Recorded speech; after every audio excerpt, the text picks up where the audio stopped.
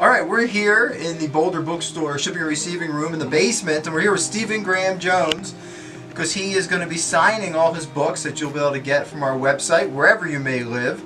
And so, Stephen, thanks so much for coming in today. Really appreciate it. Man, this is really neat being in receiving. I haven't been in receiving before. Yeah, we usually don't bring the authors to the basement.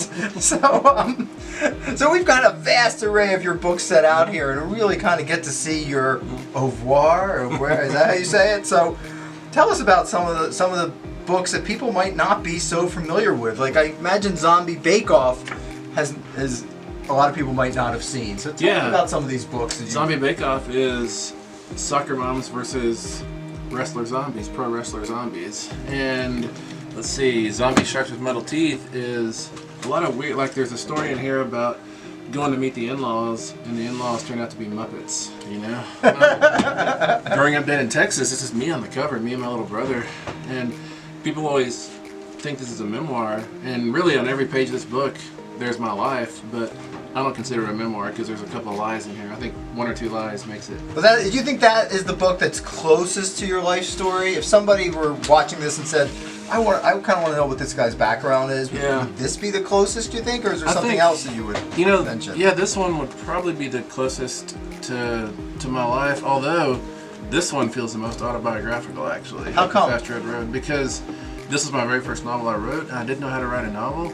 So every time I hit that wall of what comes next, instead of like casting about and being all romantically tragic and all that stuff, I would reach into my head and pull out a piece of my life and put it on the page and change the names. And so every few pages in the Fast Red Road, there's a piece of my life with the names changed, and that feels really weird. But this one also, Flush Boy, it feels a lot like my teenage years anyways. This is about a kid working the drive-through window of his father's he's working the window of his father's drive-through urinal, and it's kind of just a agglomerate. It's like all of my bad jobs I worked put into one place, you know. And this is the town I grew up in, Stanton, Texas, and little town of 3,000 people. And a lot of the scenes that are in here are stories that my uncles and my dad told me about growing up there themselves.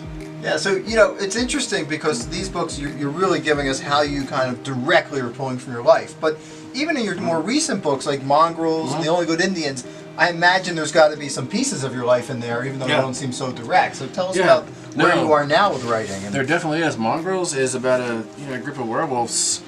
They're itinerant. They're going from town to town all across the southeast, and that's how I grew up, all over Texas. We would put all our stuff in hefty trash sacks like this, these kind of sacks, and we would just go to the next town, and it seems like we moved every few months. And was that just chasing jobs for your parents? Mostly chasing jobs, yeah. And so I was always a new kid at school, as the kid in Mongrels is. And The Only Good Indians, it's a lot about elk hunting, and I've been out in the field after elk since I was 12 years old, Mm-hmm. So one of the books here is a graphic novel, right? Yeah. So why don't you show people that one and tell us how that came about? My hero, what happened was I wanted to do a comic book, but I can't draw, and I didn't have an artist at hand. So this graphic novel is actually text driven. Like the panels have captions, or like the text is the illustrations. And this comes from a story someone told me once. Let me think what else. And I've got My Heart is a Chainsaw coming out, and this is very much on the same shelf as My Heart is a Chainsaw. It's a slasher. It's a girl who feels like she's a high school reject who embraces slashers with her whole heart and tries to live in a slasher, but finds out that it's not so easy. So you're pretty much in the horror genre, but it's a different kind of twist with I shouldn't twist is not really the right word, but you're giving a different approach, a different look at it, coming from a Native American approach, writing books that are set on reservations at times. Tell us about that. What draws you to write horror, and how does that suit with what you're trying to also say about your identity in some of these books? Like, how do those things meld together, do you think?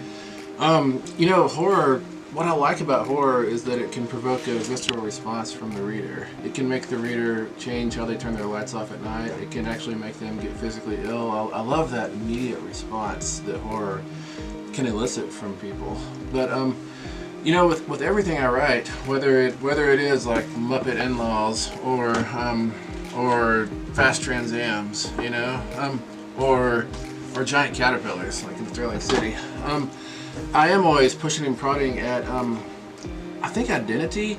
It's not necessarily, it doesn't necessarily come from like a native place. Sometimes it expresses itself that way, but I've always been fascinated with how identity cobbles itself together and persists across time. And so to me, often good stories chip away at that sense of a singular person, and the protagonist, the hero, whoever, fractures and then has to figure out a way to come back together, you know? So that happens, like in Mapping the Interior, that's kind of what happens with the kid, mapping the interior. Well, they're great books. I'm not a horror reader, but I am a Stephen Graham Jones reader. I'll tell you that. I really love your work. Tell us about your shirt, because everybody's going to see your shirt, I'm sure. Oh yeah, slasher. Slashers are where I live and breathe. When I want to be happy, I just watch or read a slasher, and I'm always collecting slasher T-shirts. This is one more of them. All right. Well, thanks so much, Stephen, for dropping by. We're going to have all of these books signed, so people can come by the store and pick them up, or you can get them online from us. And Stephen will be coming in as much as there's demand. So if we sell out, we're going to bring them back in and we'll sign some more. Thanks so much for being here. Thank y'all. Thank y'all.